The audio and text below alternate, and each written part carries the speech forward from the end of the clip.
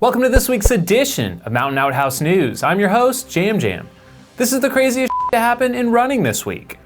This week's stories include Dave Mackey's newest challenge, a tie at the Mount Washington Road Race, and America's longest foot race begins.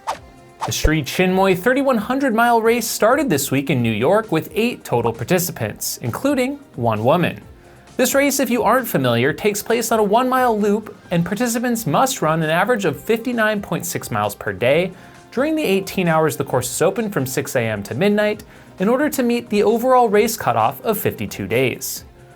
Leading after 3 days with a total of 232.1 miles is Vasu Doozy. The lead and only woman in the field, Harita Davies, currently has 177.2 miles.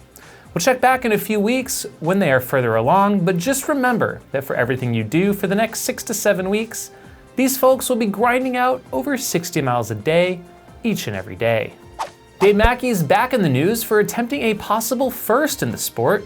He's again taking on the Leadman Challenge, consisting of several endurance running and mountain bike events in Leadville, Colorado, capped off with the Leadville 100-mile run in August. However, this year, Dave is also adding in the Western States 100 next weekend.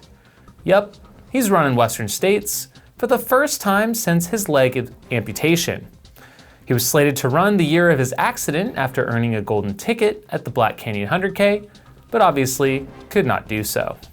Dave just completed the first in the Leadman series at the Leadville Trail Marathon in 4:03.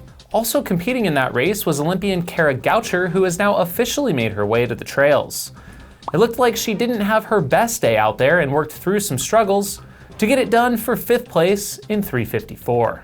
Taking the win in the women's marathon was Tara Richardson in 3:22, while it was Joshua Lund for the men in 3:03. Next, we head east for the Mount Washington Road Race. Yeah, it's on a road, but it climbs to the top of Mount Washington in the White Mountains of New Hampshire, climbing an astounding 4,650 feet in just 7.6 miles, all uphill. Eric Blake won for the men in 1:02.52 by a minute, but it was really the women's race up front that stole the show this year, with Brittany Hutton and Heidi Caldwell coming across the line together in first place in 1:16.17. And no, this was not handholding. These ladies were racing for it. Further investigation by chip timing and photo finish could not determine a clear winner, so it was ultimately ruled a tie. The first time this has happened at Mount Washington. Of other interest was the race's oldest participant ever, George Etzweiler, at age 99, and Fred Ross, who completed his record 43rd Mount Washington. The Mohican 100 took place in Ohio on a 25-mile loop inside Mohican State Park, and this year we saw Pam Smith take the win in 1944, with top male being Arlen Glick in 1724. The most recent race in the Ultra Trail World Tour took place at the Mozart 100K. American Sally McRae took on this race and won in 14 hours 38 minutes. For the men, it was another W for Pau Capel of Spain, who took the top spot in 10:54. The Bighorn 100 saw some epic mud this year, and quite a few interesting stories. First, up front, we saw Seth Swanson come away with the win in 1930, and Jessie Morton Langhow for the ladies in 26:58. Totally butchered that name. On his way towards 50 100-mile races this year, Walter Handloser, whom we've covered a few times on this show, has had his toughest battle yet. Starting the race sick, he battled through nausea, hypothermia, stomach pain, and tired legs to nab a finish in 33:08, his 23rd 100-miler of the year. We also learned that Matt Watts, carried by some runners throughout this year's Bighorn 100, as his final 100-miler, capping off a legendary career that saw him complete 99 previously. I'm off to the Broken Arrow Skyrace this weekend to deliver some content on the Solomon running platforms. Stay tuned for coverage in next week's show.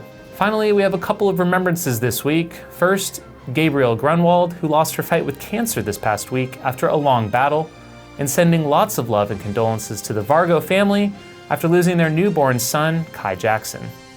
And with that, thanks for tuning in to episode 150 of Outhouse News. The show would not be possible without the support of our Patreon contributors who help with the production of the show each week. Join the Patreon crew at the link below for as little as $2 per month. Huge shout out to our $50 level supporters, Squirrels Nut Butter, Brian Sands and the Twisted Fork Ultra out of Park City, as well as our $25 level supporters Renee Feint, Casey Carter, Jeff Holbrook, and Casey Pirtle. Thanks for checking out the show, and we'll see you next time. If you have crazy stories to share or a question or feedback for the show, please leave a comment below. And finally, if you'd like to own this custom pair of Jam Jam sunglasses, complete with a signed certificate of authenticity, check out the link in the description. Have a week.